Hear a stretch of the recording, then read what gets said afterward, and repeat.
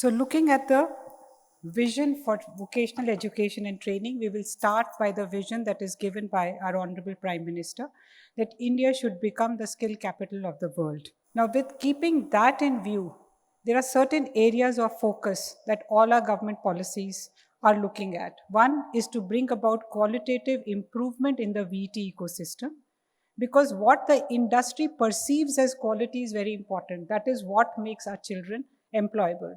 The second aspect is to make it aspirational, so that it is not looked upon as the measure of last resort, but it is looked upon as a aspirational career choice.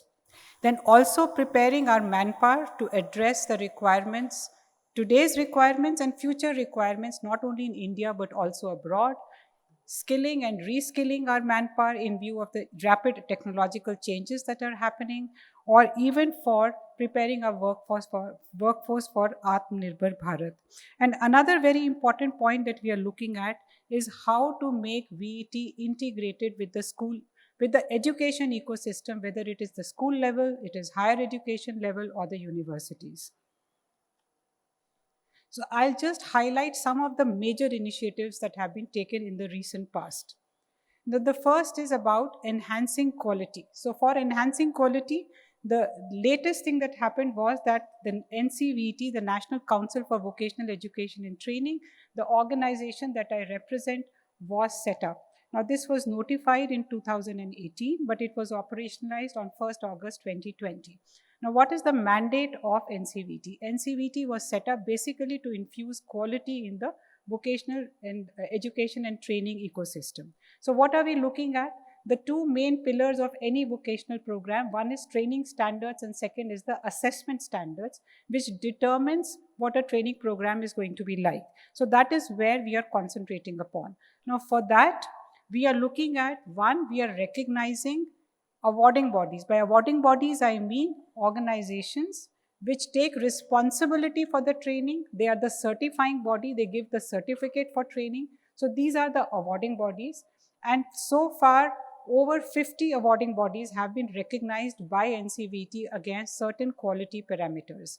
And even not only the sector skill councils, but the state governments, the central government ministries, institutions, skill universities, other universities have come forward and taken recognition as awarding bodies.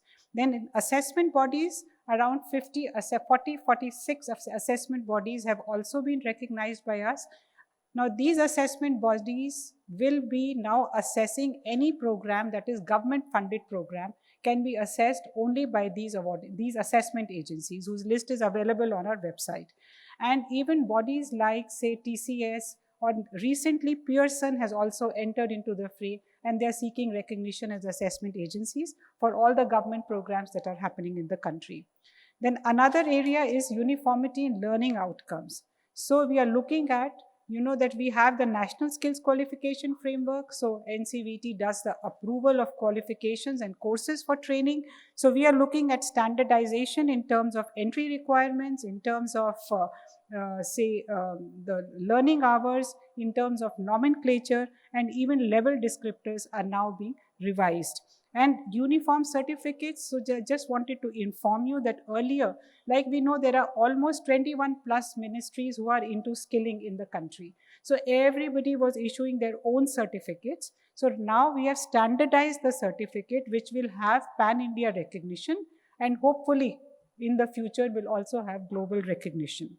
Now, the most important initiative which I would like be focusing upon in my presentation is the National Credit Framework, which has been developed jointly by UGC, AICTE, NCVET, NCERT, CBSE, NIOS, and the Departments of School Education, Higher Education, and Skill Development.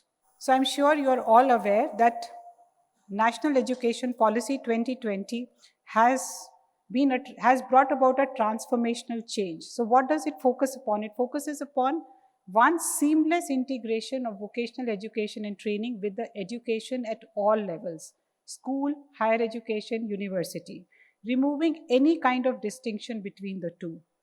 It also focuses upon creating avenues for multiple entry and exit, so that a child who is into academic leaves, goes for work, and come back and do his education if he or she so desires. Then also it talks about giving credits, developing a credit framework, giving credits, assignment of credits, accumulation, their storage, and also redemption, transfer of these credits for future studies or future skilling. And therefore, there is a provision, it talks about lifelong learning. So the National Credit Framework has been formulated basically to achieve this vision of NEP.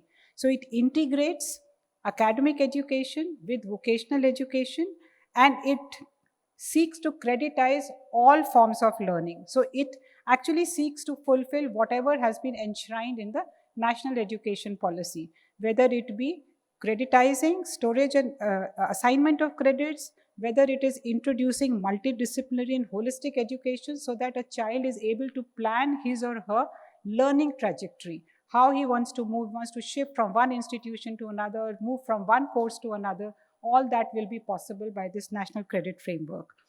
So now this is the main feature or main structure which explains what the National Credit Framework is all about. So if you see that there are, on the x-axis, we have the education, academic stream. On the y-axis, we have the skill axis. And then there is a middle line which is running, which is the experiential learning. So the National Credit Framework says that you can earn credits for any kind of learning without any differentiation, whether it is academics or skilling or even experiential learning will fetch you some credits. That is the first thing it talks about. Secondly, it also assigns NCRF levels to learning. That is, at what level you are in the academic and the skill ecosystem. So if you look at the x-axis, 0 to 4 levels are of the school education system, 4.5 to 8 are the higher education system. And till grade 5, you get level 1. Till grade 8, you get level 2. And after that, for every year of learning, you get 0.5 level, which means if you move from class 8 to class 9, you get level of 2.5. If you go to class 10, it becomes 3, so on and so forth. And if you look at the y-axis, we have 8 levels there also from level 1 to 8. And these levels are actually NSQF levels, National Skill Qualification Framework levels, which have been synchronized with the NCRF levels. Then the experiential learning, the credits for the experiential learnings also get accumulated with your other forms of learning. So what we are looking at, another thing that has happened, so this I've already explained, that total notional learning hours in a year will be 1200. So because this committee which formulated the NCRF document comprised of all the regulators, so everybody has come onto the agreement that in a year we will have learning hours, 1200 will be the learning hours, whether it is the school system or it is the college or university system. And 1200 hours will translate into 40 credits in a year, which means about 30 hours per credit. And if a student wants to earn more credits beyond 40 hours, that is also possible if he or she undertakes another course along with his course of study. So what gets credit? Any kind of learning. So that is what is revolutionary, that it is not only classroom study, but even lab work, even tutorials, technical or vocational education, field visits, industry attachments, online learning, blended learning, experiential learning, internship, apprenticeship, even examination time, bagless days, sports and games, performing arts, music, etc., even social work. Everything gets credits, but the biggest thing is that it is all subject to assessment. It's only after assessment that you can earn credits. So assessment is mandatory for earning credits, and then there is also a concept of slightly complicated diagram, so don't get disturbed by this diagram. The only thing I want to point out is, see, this diagram puts vocational, academic, everything in one format. So this is a single meta framework we are talking about. I want to draw your attention to the bold red lines. So these bold red lines are actually assessment bands. So one, we say that the assessment is mandatory to get credits. Secondly, your credits can be used, you can accumulate credit only within the same assessment band. And if you want to move from one assessment band to another, you have to undertake the assessment. That is, for instance, if you want to do something you are a 10th pass out, you want to go to class 12, or you want to do a skilling course which is for class equivalent to say level 4, class 12, then you have to clear the assessment for say class 10 or class 12 accordingly. So that is important, that only that will help you establish equivalence between the general stream and the vocational stream. And then there is also a provision for an academic bank of credits where the credits of a child, so there will be registration one time when a child is born or goes to school, and that will continue till the grave. So all your credits go into that, and you can use those credits, you can redeem those credits, and those credits can be utilized. They can be seen by the institution which is taking it, giving you admission, it can be seen by the employer, it can be seen by the student. So that is what is being visualized.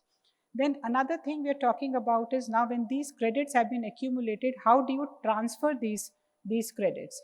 So basically, accumulation of these credits make you eligible for a certain course, but getting admission into that course is totally different from being eligible. We are all eligible, but we may not make it to any exam. So an institution, an autonomous institution or the regulator can have any criteria for admission, like you can have an entry test, you can have merit-based listing, anything. So that criteria has to be set up by the institution or the regulator. And the redemption of credits can happen in two ways. One, if you accumulate credits, at the end of it, you can be given a certificate or a degree or diploma, or you can utilize those credits to move on to a higher level of skilling or education. Then the next part is giving equivalence. Now these credits have to be utilized to give equivalence, only then the mobility between the vocational and general stream will happen.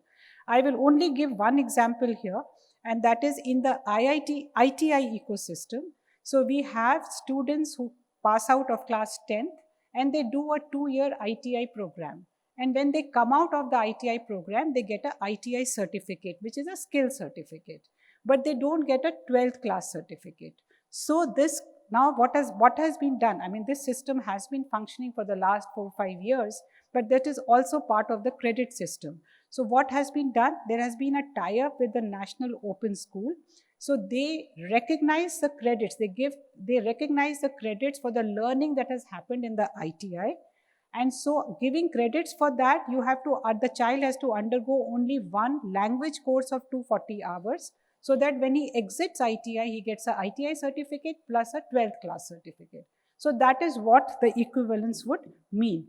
There are umpteen examples that could be. Another example is like if you want eligibility to admission to say second year of UG, you can now come through any stream. You can come obviously after doing first year of UG, or even if you do 10th class and you do a 3-year program, diploma course, you can then enter into directly into second year. You can do a 12th class and you can do multiple, you can do some courses, say 20 credit courses from AICT, UGC or the skill ecosystem, and you can reach at the same place. Then about multiple entry and exit, just one example I will say because of paucity of time. For instance, if somebody is doing a graduation program, this is already being done by UGC. If you leave after first year, you can get a certificate. If you leave after second year, a diploma. A third year, you can get a degree. And if you do the 4-year program, you get honors. Now, at any stage, a child can exit the system. Now, when they exit, the regulator can have an exit module, because a child who is dropping out, say, after the first year, so that first year is actually not added much value and the employability of the child in the ecosystem. So they can have an exit module, which can be an employability skills module or any module that the regulator decides that you have to do that to get a certificate of first year. So that is something we are looking at in MIMI. There are umpteen MIMI options that have been given in the presentation, also some of them. So the benefits are not only to the student, but also to the institution, to the industries and the government. So you can see now this document is presently open for public consultation. The minister launched it on 19th November and comments are invited till 30th November. So you can see there is an email ID on the top. I would request everybody to go through this document. This is on our website, NCVET's website, and please send your comments, whatever you may have on this. Because this is going to be a game changer. There's going to be a lot of disruption in the ecosystem, both in vocational as well as the education ecosystem. So just touching upon some of the major other initiatives. One, First time we have introduced blended learning in vocational education and training. The guidelines have been prepared by NCVET and are available on our website. So now you can actually impart training in both in a blended mode depending upon what kind of skill that we are talking about. Then I think I heard in the last session, there was a talk about what kind of qualifications we are looking at. So there's a lot of focus that NCVT is putting on future skill qualifications, looking at the emerging technologies and the rapidly changing ecosystem. So far, 252 future skills qualifications have been prepared by the awarding bodies, which are ready for implementation. Another thing that we have done, that an employability skills module has been added to all our training courses, and basically it will give some kind of basic literacy like basic communication skills, basic digital literacy, legal literacy, financial literacy, entrepreneurship. So it has 12 subcomponents, and this will be given to every student who undertakes training. And this is my last slide about industry engagement in vocational education and training, because there are some industry partners, industry people who are present here. So now I'm sure you must be aware that our awarding bodies are preparing qualifications. They have some core national occupation standards and they have some electives based on the requirement of the industry. And for any qualification to be approved by NCVT, industry validation is a must. So that is an area where industry can actually come forward and actively participate, and whether it is qualification development, training, assessment, placement, internship, apprenticeship, everywhere industry has a major role to play. And if we look at NCVT, we are looking for industry support in helping us in the process of NSQF alignment of qualifications, because we have a stakeholder consultation, and if we get a very active participation from industry, we can have demand-driven qualifications for training coming up. Secondly, we want to onboard subject matter experts from industry who have domain knowledge, basically for inputs on various roles and functions and number of policy documents that are being prepared in NCVT. And third, lastly, the most important is that recently NCVT has started onboarding OEMs. For now, OEMs have a number of globally accepted courses in which they are granting training. Now, those courses are being recognized NSQF aligned, and they are becoming part of our ecosystem, so that any training that they do, even for their own employees, that starts getting credits. So I would urge all industry members to become part of this ecosystem, bring in their training programs for NSQF alignment, and they can be part of, like, they can come in as upskilling courses, even very short courses can become part through like an upskilling program, and that way all the trainees, whoever undergoes that training, can get credit for the training that they undergo. Thank you. So I've tried to put it in brief. Any questions, I'll be happy to answer. Good evening. Good evening. Myself, Kumar Bishwas, some sort of professor of practice. In the last two sessions, we heard a lot about NOC. You referred about qualification packs.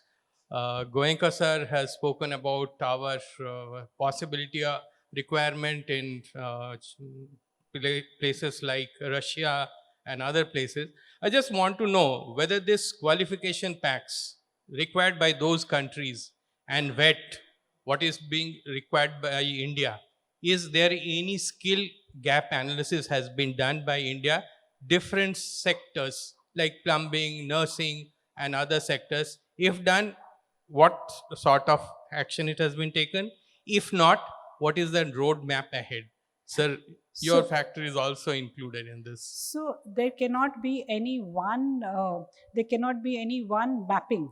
So this mapping has to be country-wise, qualification-wise. So that has been undertaken, but it has not been undertaken in a generic way. For instance, Middle East countries is where most of our, say, people go for, say, construction, for other kinds of work. So you have to see where the migration is happening maximum, and then pick up those qualifications and map them with their qualifications. So that exercise has been done. In fact, NSDC was leading that exercise. So that and the ministries also, there are a number of joint working groups, like with Australia, we have a joint working group where this exercise is being undertaken. So this is a country-wise kind of a thing, and it's a lot is being done on that.